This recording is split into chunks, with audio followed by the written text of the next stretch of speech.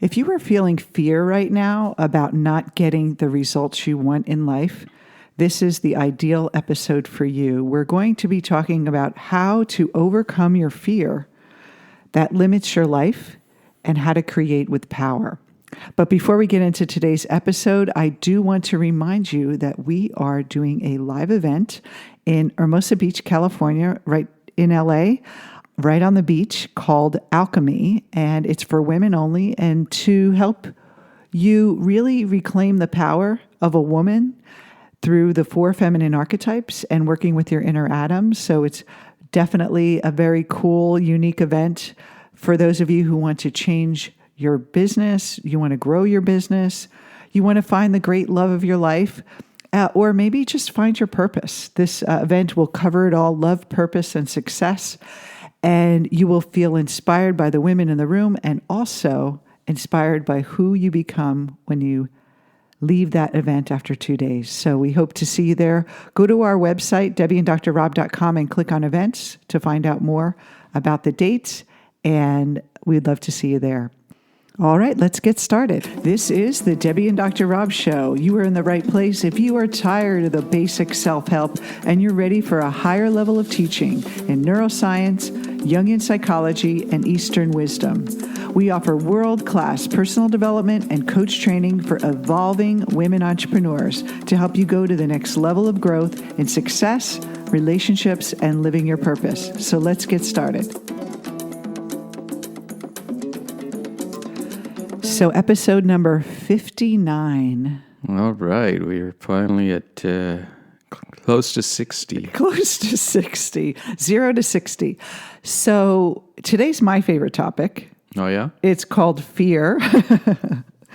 And, well, it's not a laughing matter, but it's something that we should take a little more lightly than we have in our lives. Fear is something that we're all familiar with. We're born with it. And today we're going to talk about how you can overcome fear, the 4 basic human fears, if you didn't know what they were, and how to really create with power based on the wisdom of Eastern philosophy.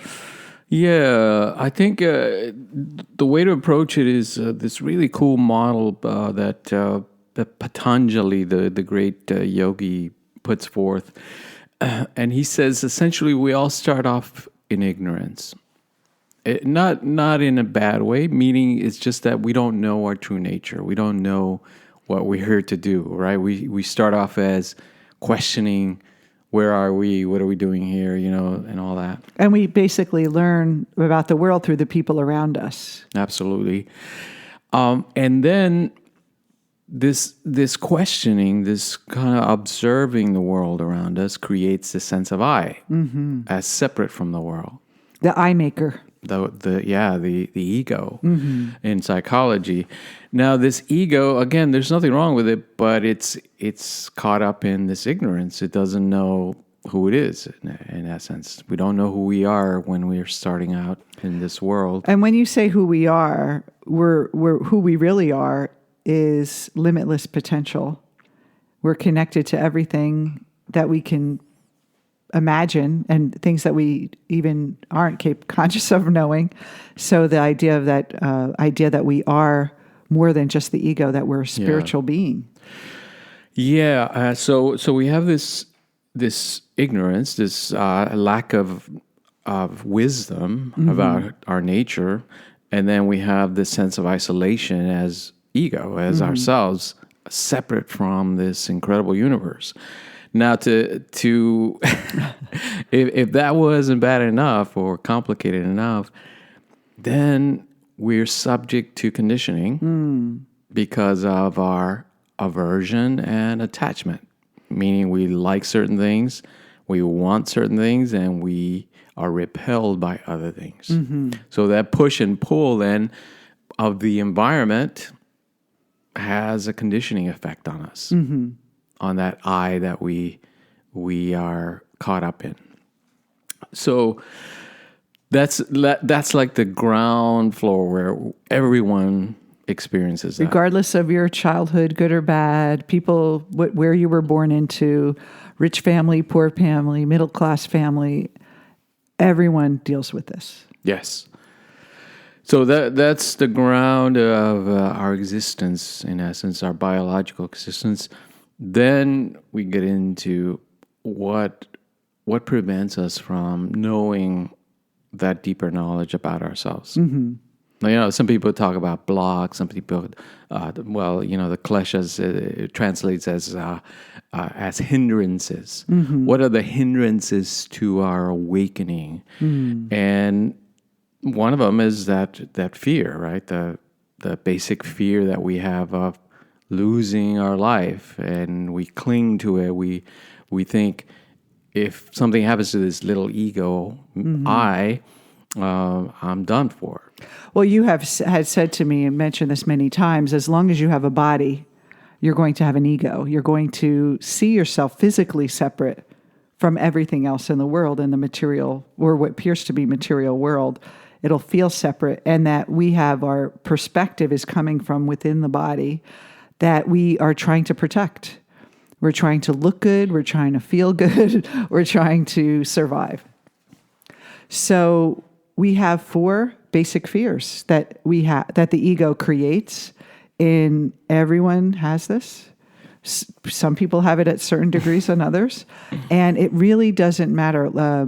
Again, what your background is, we all have it. So the first fear is the loss of money in the modern world. We had it in ancient times, but it wasn't money we used. It was bartering or resources. Yeah, I think in ancient times it would translate as the loss of face. And it's in some cultures it's still very prevalent where a status. Yeah, status. You don't want to lose face because it takes you down a few notches on the ladder. That's interesting that you say that, because a lot of people think they're really worried about money when they're trying to attract money or make more money or be successful. That they think it's the money that they want.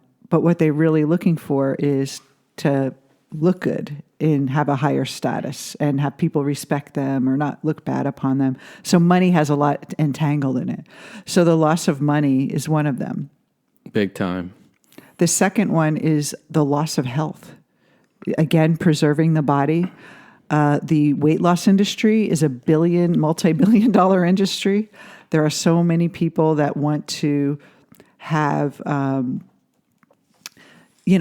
look good again from a physical standpoint, but also there's people that suffer from ill health, cancer, disease, also mental health.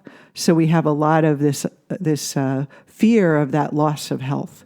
Yeah, and it what the context of this, what it's implying is that these fears and prevent us from seeing our true nature because we're caught up in them, and we think, well, if I could only avoid this fear, then I will be fine. Let's clear our fear. Yeah, and so we spend all our psychological, emotional energy trying to avoid these things.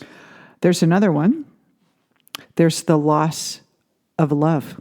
The fear of the loss. Fear of loss of love. Yes. We are afraid of people leaving us, withdrawal of love. I mean, that's how our parents typically disciplined us as children, is they kind of were stern. Even as a baby, they would give us a look that would that a baby could read that, oh, you did a bad thing, you're a bad child.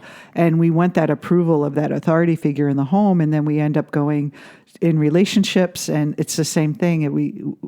Even if someone dies, that loss, that other person gave us something that we didn't have. And so we with that withdrawal, that taken away of what love is. And then the last one ultimately is the loss of life, which is related to health, a dying, the fear of death. Yeah, it's that clinging to the I again. And it goes back full circle. It goes back to the only reason that we have these fears is because we believe we are the ego, the I, and to lose the I for the mind that is in ignorance of its true nature, is equal to death. And so it clings to the illusions that the I creates of separateness, of the world is out there, and love, money, health is out there. I need to chase after it. So let's just review the 4 fears. The 4 basic fears are the fear of the loss of money, the fear of the loss of health, the fear of the loss of love, and the fear of the loss of life. And I think health and life are overlap a little, but I think they are different because there's a different mechanism that wants us to be healthy and look good and stay young versus the mechanism that wants us clearly to just not die, to really to put ourselves in danger. And these fears run us. If we are, like you said, if we think we're the ego, they will always be in charge. So why are these fears in the way of us getting what we want? Yeah, I think because they lead us in a downward spiral. So if you think, if I'm starting off with ignorance, that is a not knowing of my true nature, and then I'm caught up in this delusion that I am separate from everything, which is the I, then the conditioning has its power over me. In other words, the things that happen to me are going to determine how I'm going to behave, what I'm going to do, how I'm going to defend myself and see the world.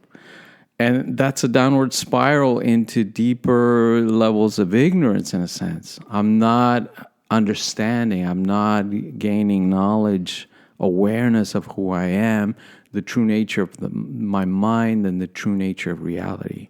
Well, it's like that idea that our parents have these same fears and they all have the ignorance. Most parents didn't grow up in an ashram and with enlightenment. So we have a parent that teaches us this is the way the world is too. And we, like you said, children you don't even have to the parent doesn't have to directly say these things.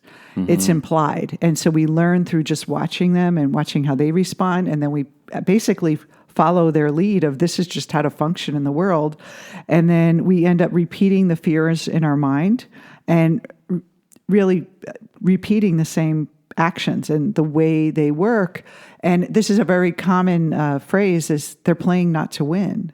They're playing not to lose. They're not playing to win. You're playing to survive. And the ego's job is really survival. It's not, let's be born in this world and create something really outrageous and incredible that breaks the boundaries of life and, go through fear and do something different. No, the ego's tendency is to, how could I make the least amount of waves and get fed every day and look good and not make a fool of myself and survive the day. And I would think our ancient ancestors probably that's all they thought about was survival. At the day, they weren't thinking of some grandiose, path in life and purpose except survival. And most of us on this planet, maybe people not listening to the show, but we have been programmed to think like our ancestors that are just surviving the day. And there's so much more to us than that. So how do we change it? How do we go through and... We want to play to win, not just play to not lose, like you said. And it is a subtle difference that most people miss because they're caught up in that game of life and they're always out to defend because of the fears, the underlying fears. Now, these fears are unconscious because conditioning, we know, has a powerful effect on us. And by the time we know it, it's running the show and we think we're making free choices, but we're really acting out of conditioning. So let's look at examining one of the fears, how it shows up. The loss of money, the fear of the loss of money. What you're saying is that we have a pattern unconsciously that we're operating under. So a very simple example of that would be you have a fear of a loss of money, so you are overly focused on not losing. Your mind is putting all of its energy in not losing.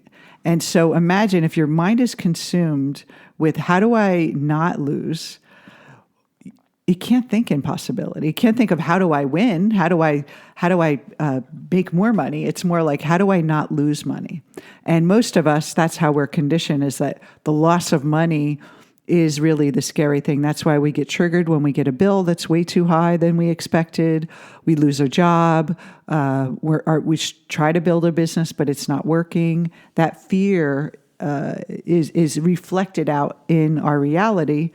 And unconsciously, what we're doing is, I think we're just giving too much energy to it. And that energy is giving us our result. Yeah. Yeah, absolutely. It is a mind shift that happens. And if you think in let's say, accepting these challenges that we are born into.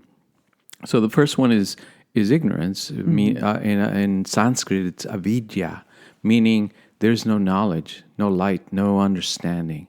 So the first part of, let's say, the first challenge we have is to gain knowledge.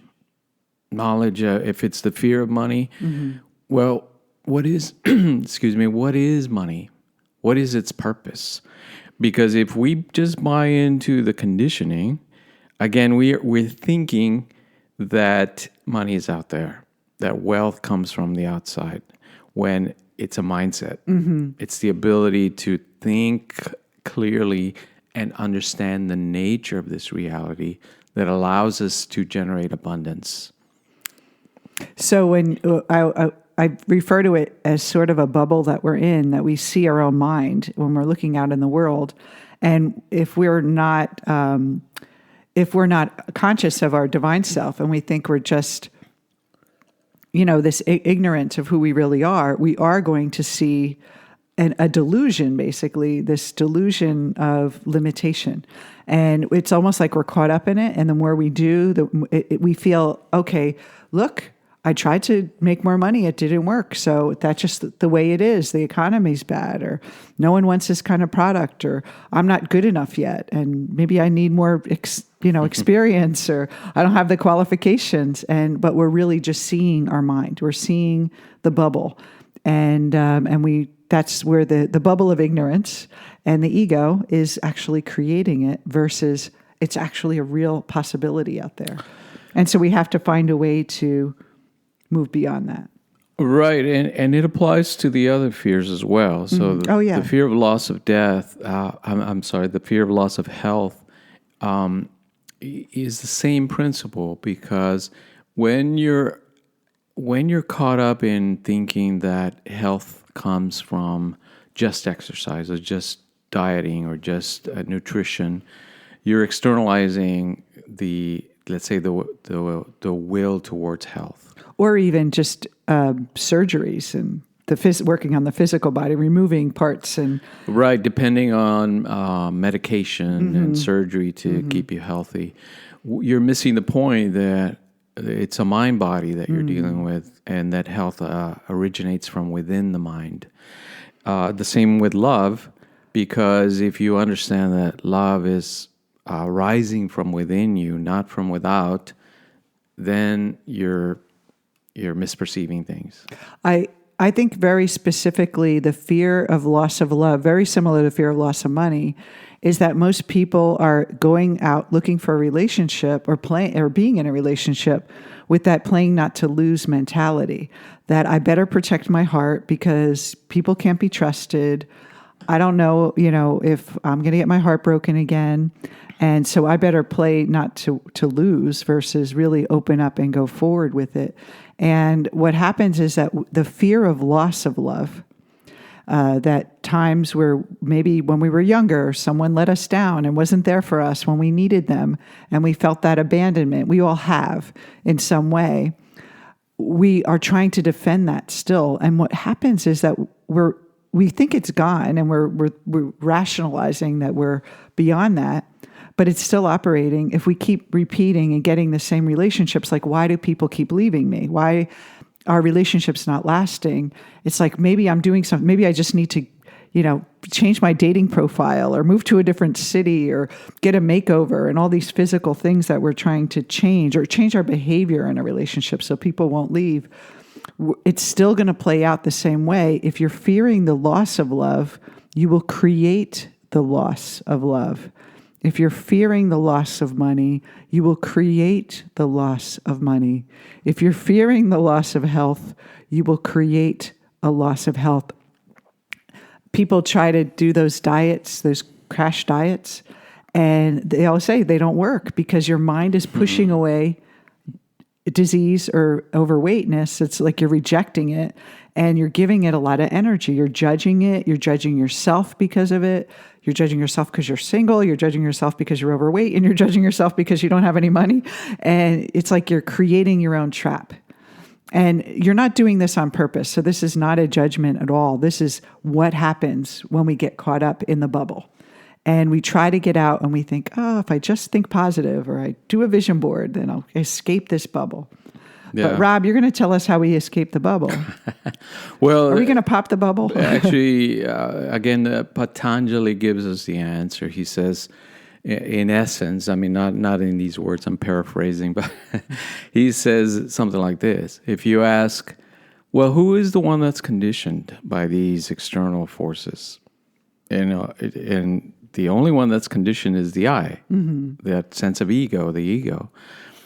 Now, if you ask, what is the nature of the ego? It's non-existent. It doesn't exist. It's simply like a construct that we hold in our mind to operate in the world, to survive. Now, so there's nothing wrong because it helps us survive, but it's not who we really are and what we really are. It's sort of like if you think about the body has a homeostasis to it. It doesn't have like you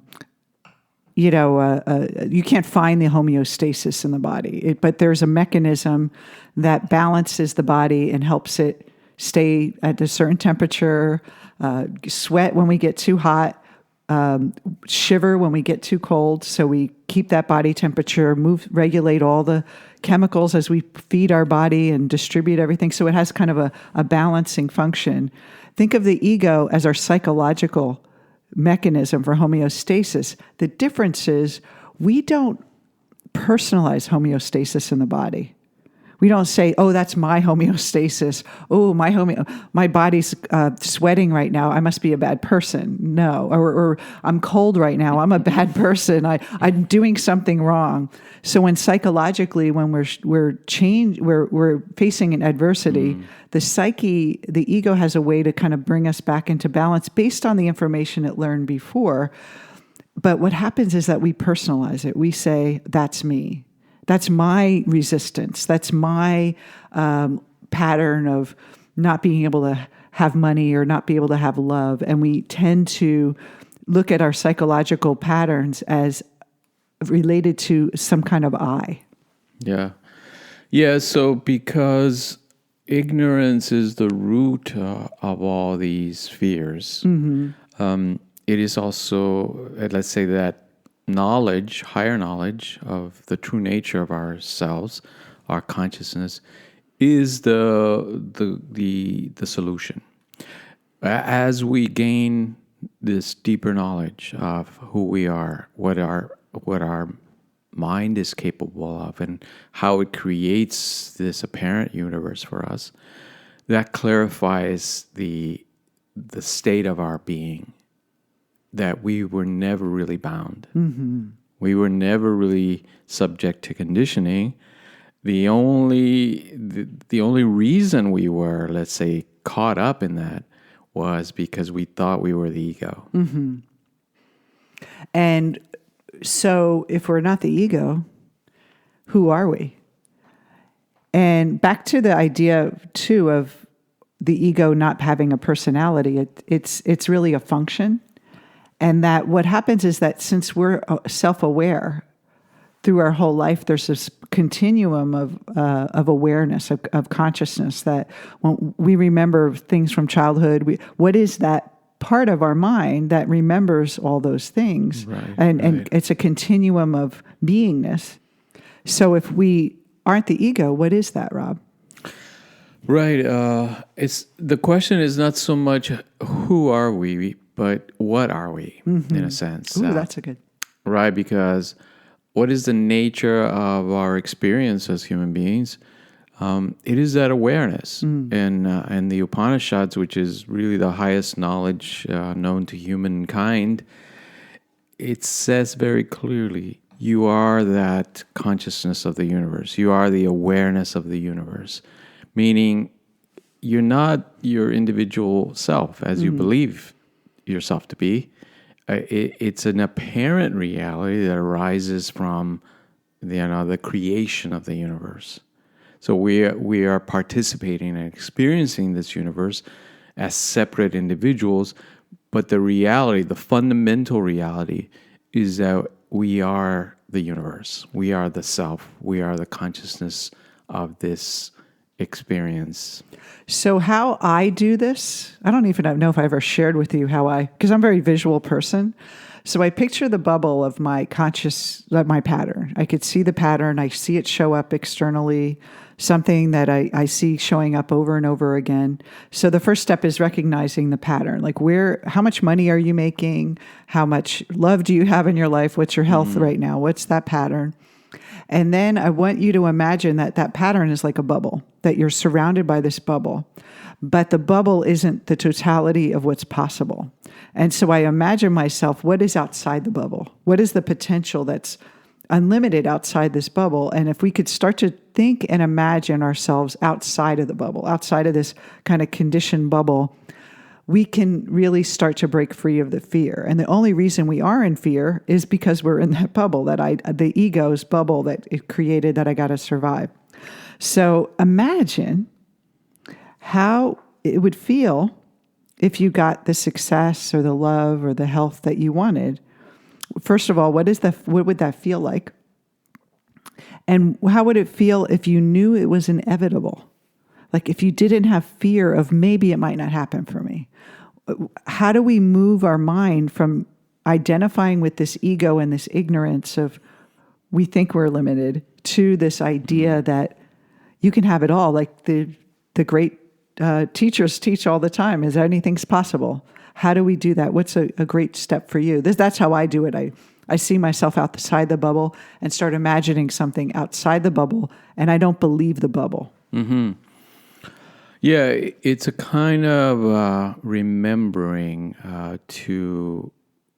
or reminding yourself of what the nature of this experience is. Mm-hmm. Because perceptually, when you wake up in the morning, your senses tell you you're separate than the world. You're seeing the objects of the world out there, and if you're observing an object, that means there's a subject, meaning there's someone observing it. Mm-hmm. And you think, well, that must be that ego I. But it's not really the ego I. It's a higher witness within us that is the creator of the universe. Mm-hmm. That witness is the higher self, the true self, or what some Eastern philosophies call higher consciousness, the cosmic consciousness. That consciousness within you is allowing you then to observe the world and the universe, but it's also the creator of that universe. And when you step outside and identify with that powerful part of yourself, and you know, reading higher knowledge, we have a great course, The Power of the Gita, talking about the Bhagavad Gita, that talks about the higher knowledge. And when you see yourself outside of it, the key is that you don't feel afraid anymore. You start acting like, what would happen if you weren't afraid of losing money? What would you do? What would you do different? Try something new this week that you feel I could take a chance on something. That if I didn't have the fear of losing money, what would I do? What bold move can I do? If I didn't fear losing love or someone abandoning me or someone hurting me, what would I do? How would I be with people? Would I be clear with them and tell them how I really feel and be open and know who I am and not worry, oh, I hope they like me and I better not say that'll push them away. Being fully in your power. And how would it feel that everything you put in your mouth is health and vitality and nourishing to you? Because I tell you, the other two fears are probably what creates the health problem. Is the fear of money and the fear of love creates a lot of people in imbalance in eating and not working out or overworking out or overstarving themselves and putting themselves in a dangerous physical condition. So they all play together, and it all comes down to that one thing. We believe we're the I. We believe that we're limited, and we forget who we really are. So great show today. I know it's a lot. It's heavy. So again, I will ask you to think about, what is the pattern in your life? What's the bubble you're living in? What would it be like if you were outside of the bubble? What do you want that's outside of this bubble? What do you really want? And what would you do differently if you knew it was inevitable that you get everything you want? Play the I get everything I want game, because that's the truth. You can get everything you want. And actually, when you get what you want outside of the fears, it's fully satisfying.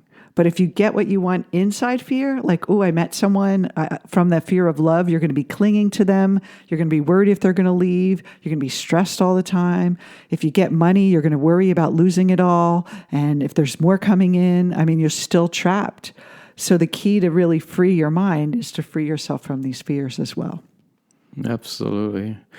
Yeah. So, because we kind of started off talking about this downward cycle, keep in mind that the upward cycle begins with higher knowledge, meaning you start to understand your mind and working with your mind.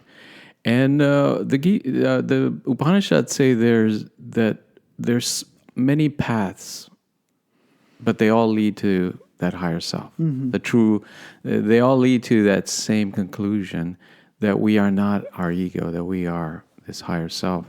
So it's important to choose a path and stick to it. And we invite you to do some of our work if you're interested, if this makes sense to you. We have courses, we have a coach training.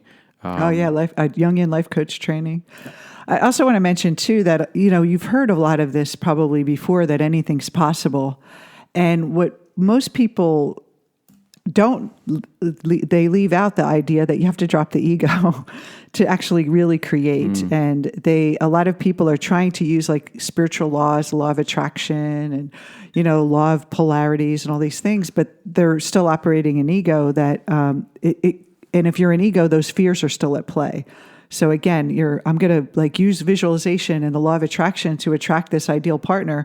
But if I'm an ego, it's going to be a hot mess, because you're going to be stressed out all the time if they're going to call you or not. The same thing with money. You're going out and I'm going to use the law of attraction. I'm going to visualize myself on a yacht and a big mansion. You've seen all those videos people do. But if you're coming, they don't teach you how to get outside of the ego. They teach you basically the good news, but they don't teach you how to really do it. How to polish up the ego. How to make it all shiny. I call it the self-help makeover, just a superficial makeover, but you're really still not free until you escape from those fears.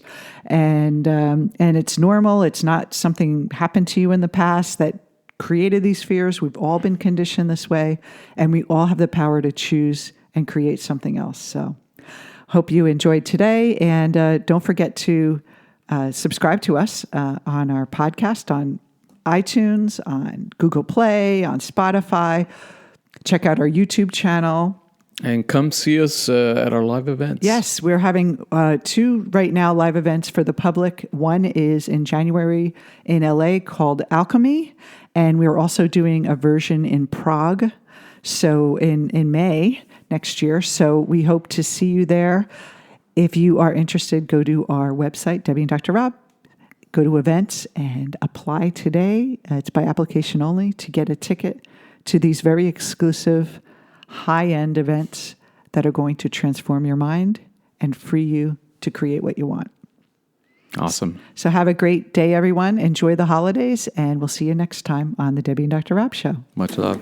You've been listening to the Debbie and Dr. Rob Show. To find out more about us, you can visit us on our website at debbieandrob.com. Also, please don't forget to subscribe to us on iTunes or Google Play. We'd love to see you on every show, and thank you so much for joining us. And we hope you remember to believe in your biggest dreams.